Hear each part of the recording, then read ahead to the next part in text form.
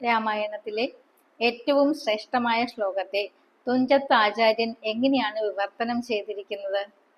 അഗ്രജൻ തന്നെ പരിചരിച്ചെപ്പോഴും അഗ്രേ നടന്നുകൊള്ളേണം പിരിയാതെ, രാമനെ നിത്യം ദശരഥനെന്നുള്ളിലാമോദമോടു നിരൂപിച്ചു കൊള്ളണം.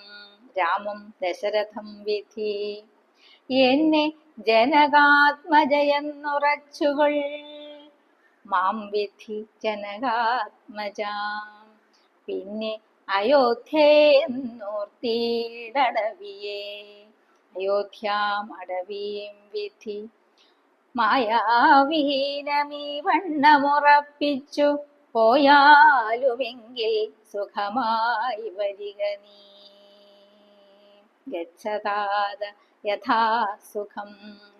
മാതൃവചനം ശിരസി ധരിച്ചുകൊണ്ടാദരവോടു തൊഴുതു സൗമിത്രിയും തന്നെ ചാപശരാദികൾ കൈക്കൊണ്ട് ചെന്ന് രാമാന്തികേ നിന്നു വണങ്ങിനാൻ.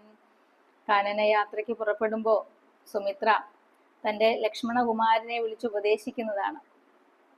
ഉണ്ണി, എപ്പോഴും ജ്യേഷ്ഠനോടുകൂടെ പിരിയാതെ പരിചരിച്ച് നടന്നുകൊള്ളണം. ജ്യേഷ്ഠൻ, മൂത്ത ജ്യേഷ്ഠൻ താതന് സമം തന്നെ, താതനാണെന്ന് തന്നെ കരുതണം. ഏട്ടത്തി അമ്മയെ ഞാൻ തന്നെയെന്ന് കരുതി പരിചരിക്കണം.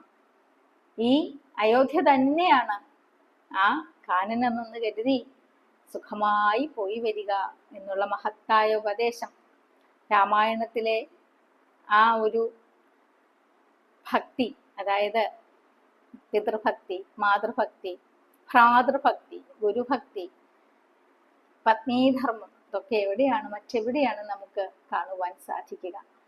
എന്നും എപ്പോഴും ഈ മലയാളികളുടെ ഹൃദയത്തിൽ രാമായണം വിളങ്ങി നിൽക്കുക തന്നെ ചെയ്യും. ഹരേ രാമ.